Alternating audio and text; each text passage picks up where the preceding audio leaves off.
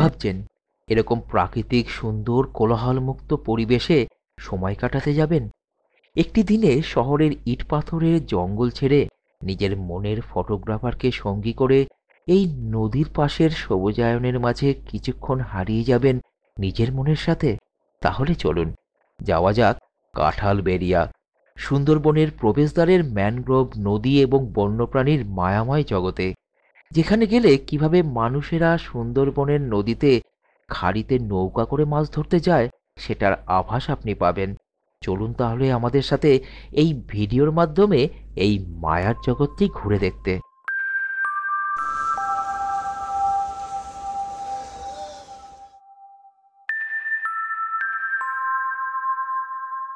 কলকাতাতে যারা থাকেন তাদের কাছে এই শিয়ালদহ রেল স্টেশন অতি পরিচিত জায়গা। এখানকার সাউথ সেকশনের ক্যানিং লোকাল ধরে এগিয়ে চললাম আমরা। দুরন্ত গতিতে এগিয়ে চলল ক্যানিং লোকাল। সেই চলবার পথের দুই ধারের প্রকৃতি এতটাই সুন্দর যে কখন ঘন্টা দেড়েক সময় পেরিয়ে গেল জানতেই পারলাম না। পৌঁছে গেলাম আমরা ক্যানিংয়ে।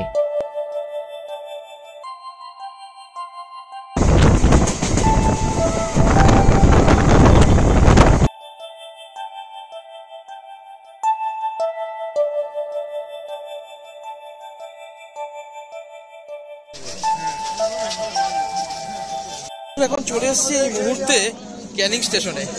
এবার এইখান থেকে অটো করে আমরা যাব একটা সুন্দর জায়গা, সুন্দর প্রকৃতিকে দেখতে। এখন এই মুহূর্তে যাচ্ছি। আমার সাথে অনেকেই আছে। হ্যাঁ, আজকে আপনাদের বৌদি নেই বা আপনাদের আন্টিও নেই। আমি যাচ্ছি আমার কিছু বন্ধুদের সাথে, সেখানে গিয়ে দেখা হবে। ঠিক আছে, আগে অটোতে উঠি, বাইরে বেরিয়ে অটোতে যেতে হবে। সে অটো করে আমরা সেইখানে যাব। থেকে বেরিয়ে এসছি। আমরা যারা বেরিয়েছি তাদের মধ্যে সেই গ্রুপের একজন আছে সাগর, ও একবার আমার ভাইয়ের মতো, ওর সাথে যাচ্ছি। তারপরে এই দাদা আছেন, এরা সব ফটোগ্রাফার, বড় বড় সব ফটোগ্রাফার আমার সাথে যাচ্ছে। এই আরেকজন দাদা আছে আমাদের, একজন একটু সিনিয়র মতো। এই আমরা এখন স্টেশনের বাইরে বেরিয়েছি। বেরিয়ে আমরা এখন অটো করব। অটো করে আমরা যাব মাতলা ব্রিজের ঠিক শেষ প্রান্তে। সেইখানে গিয়ে নেমে তারপর কথা বলি। সুন্দরবনের জনপ্রিয় এই মাতলা নদীর উপরের ব্রিজ দিয়ে এগিয়ে চললাম।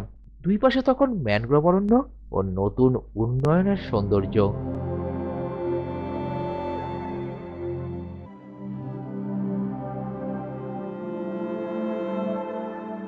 বন্ধুরা, আমরা নেমে পড়েছি। যেখানে মাতলা ব্রিজটা প্রায় শেষ হচ্ছে ঠিক সেইখানটা বলবেন যে স্টেশন থেকে এসে অটোতে করে যে কাঁঠালবেড়িয়া যেখানটা আসছে সেইখানে নামবো। ব্রিজের যেখানে কাঁঠালবেড়িয়া অংশ সেইখানে আপনাকে অটো বা আপনি যে টোটো নেবেন সে আপনাকে নামিয়ে দেবে। মোটামুটি আপনার ভাড়া পড়বে স্টেশন থেকে 10 টাকা করে। ঠিক আছে, এবার চলুন এই নেমে এই কাঁঠালবেড়িয়া গ্রামটাকে ভালো করে ঘুরে দেখা যাক।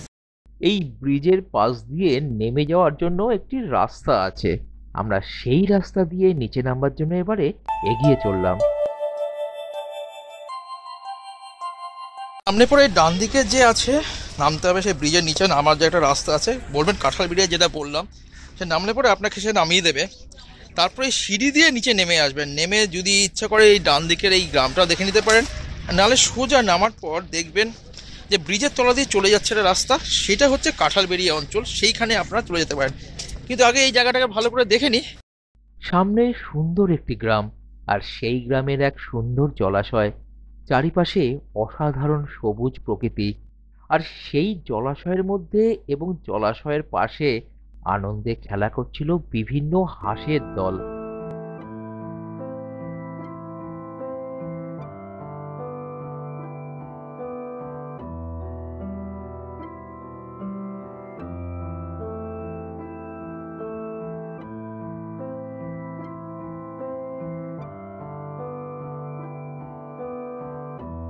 তুমি কাঁঠালবেড়িয়া যাওয়ার আগে ডান দিকে যে আছে নেমেই মানে আপনার বাঁ দিকে পড়বে, সেই রাস্তায় একটু আসলে এই পুকুরটা পাবেন। এই পুকুরের সামনে দেখতে পাবেন বিভিন্ন হাঁস রয়েছে, ঘুরে বেড়াচ্ছে। অসাধারণ লাগবে, বেশ সুন্দর। আর এই সময় শীতকালে একটু বিকালের দিকে তো খুব সুন্দর অসাধারণ প্রকৃতিটা আপনি পাবেন। দেখতে পাচ্ছেন চারদিকে সবুজ, মাঝখানে পুকুর, ঠান্ডা জল আসছে, আর তার সামনে তো মাতলা নদী। চলুন বাকি অংশটা ঘুরে নেওয়া যাক। বাঁধের উপর ভেসে আসা মাতলা নদীর শীতল হাওয়ার মাঝে আমাদের সাথে এখানকার জীবজগতও মেতে উঠল আনন্দ করতে। সত্যি, প্রকৃতি ও জীবজগতের মেলবন্ধনের সমন্বয় যে এত সুন্দর, সেটা এখানে না আসলে বুঝতেই পারতাম না।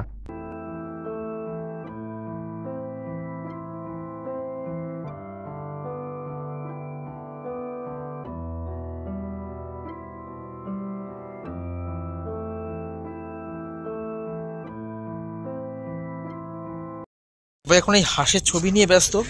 এবার আস্তে আস্তে পেছনে এইখানে যে বাঁধটা দেওয়া আছে নদীর পাড়ে, সেই বাঁধের ওপর উঠে মাতলা ব্রিজ, আর তার পাশ দিয়ে সোজা হেঁটে গিয়ে কাঁঠালবিড়িয়া গ্রামের মধ্যে ঢুকবো।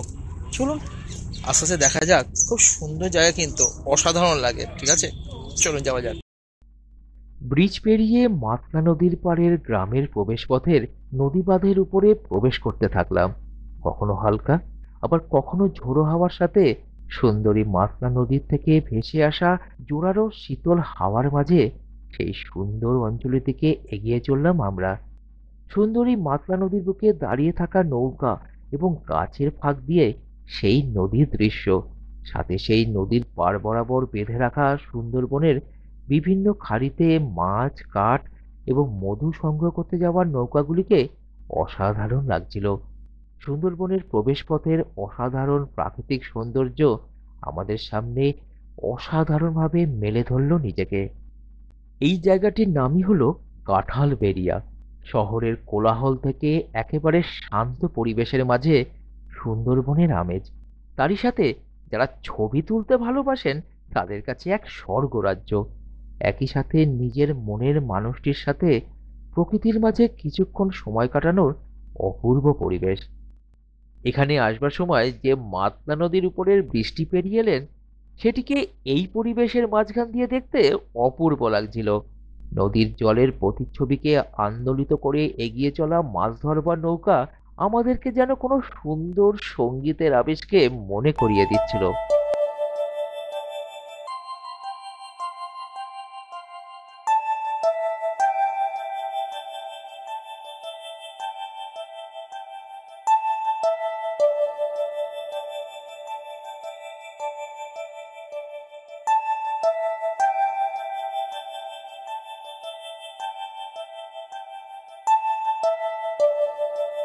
কি মনে মনে ভাবছিলেন তো এখানেই প্রকৃতি শেষ? একদমই নয়, আরও আছে চমক আপনাদের জন্য। তাই পুরো ভিডিওটি দেখতে থাকুন। গ্রামের আরো ভিতরে দুই পাশের সবুজের সাজানো প্রকৃতির মাঝের রাস্তা ধরে এবারে এগিয়ে চললাম আমরা। দেখতেই পাচ্ছেন কি অসাধারণ জায়গায় কাঁঠালবেড়িয়া। আস্তে আস্তে এগিয়ে চলেছি। চারদিকে দেখতেই পাচ্ছেন, চারদিকে অসাধারণ প্রকৃতি।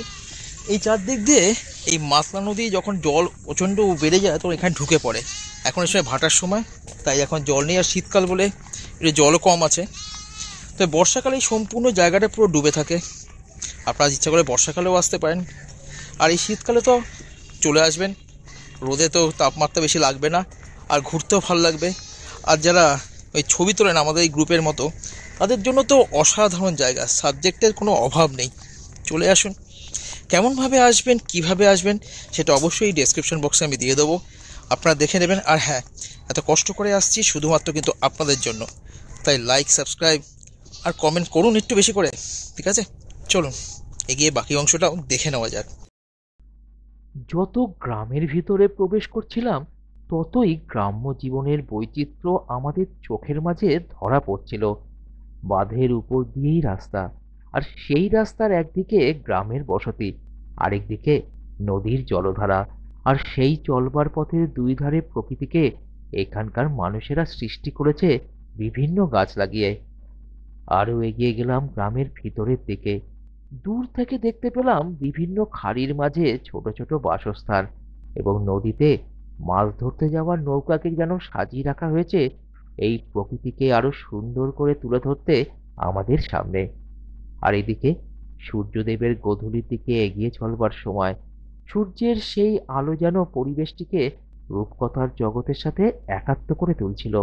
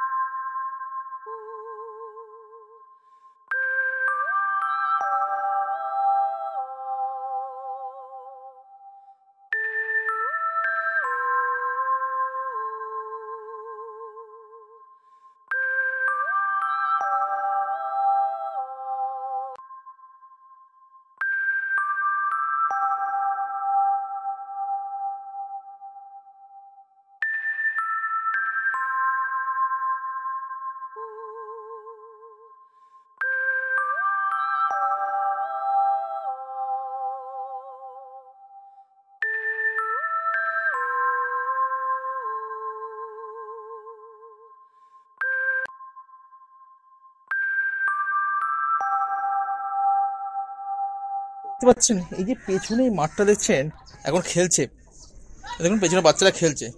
এইটা কিন্তু আসলে ওই নদীর চর থেকে এটা সৃষ্টি হয়েছে, আগে কিন্তু এতটা ছিল না।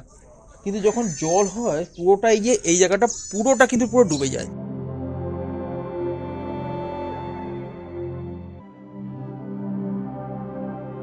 আসন্ন গোধূলির আলোতে এই জায়গাটিতে যে মন্দিরটি রয়েছে সেটিকে দুর্দান্ত লাগছিল। চারিদিকে খাড়ি, আর তার মাঝখান দিয়ে এই সুন্দর মন্দির, যেখানে এখানকার মানুষেরা ভক্তি ভরে পুজো দিয়ে থাকেন।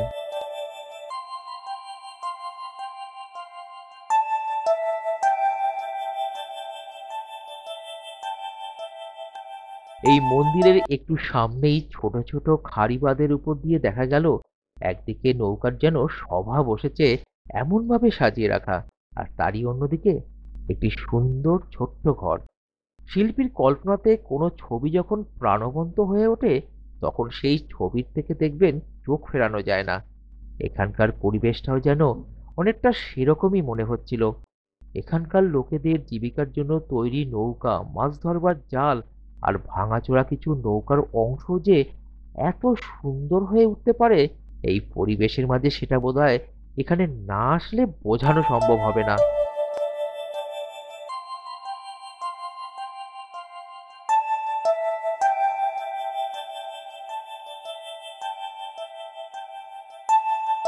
এ কথা সত্যি, কঠিন পরিস্থিতির মাঝেও একটু মনের মাঝে শান্তি এনে দিতে অনেক সময় দেখা যাবে যে প্রকৃতি সেই কষ্টকে লাঘব করতে তার মনের শিল্পী সত্তাকেই উজাড় করে দিয়েছে।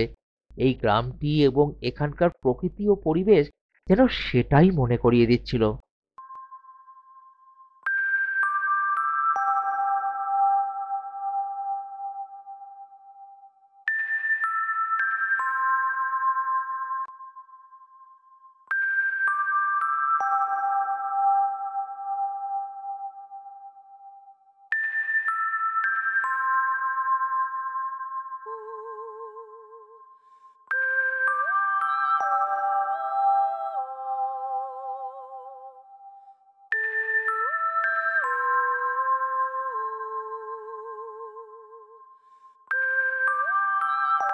সারাদিনের হইচই কর্মব্যস্ততা পেরিয়ে সময়ের এগিয়ে চলার পথে দিনটি শেষ হওয়ার মুহূর্তে পৌঁছাতে যখন শুরু করে, দেখবেন তখন প্রকৃতি খুব বেশিভাবে কিরকম যেন শান্ত হয়ে ওঠে। আমাদেরকে জানান দিয়ে দিতে থাকে এই জীবজগতের মাধ্যমে যে এবারে এই প্রকৃতিকে বিদায় জানিয়ে নিজের বাসস্থানের দিকে এগাতে হবে।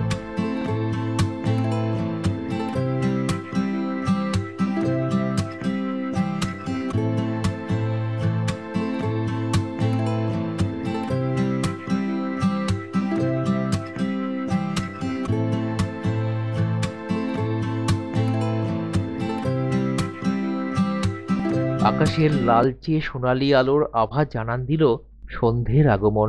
এবার এই সুন্দর প্রকৃতিকে ছেড়ে ফিরে যেতে হবে বাড়ির পথে। খুব তাড়াতাড়ি আমরা আবার ফিরে আসছি আগামী ভিডিওতে নতুন কিছুর সন্ধান নিয়ে, তাই সাথে থাকুন আমাদের আর দেখতে থাকুন আপনাদেরই এই প্রিয় চ্যানেলটিকে। দিনের শেষে একটাই কথা বলার, ভালো থাকুন, সুস্থ থাকুন, সাথে আপনার পরিবেশকে পরিষ্কার রাখুন, সাথে নিজের মন যেটা বলছে সেটাই করুন, নিজের সাথে সবার মনে আনন্দ ছড়িয়ে দিন।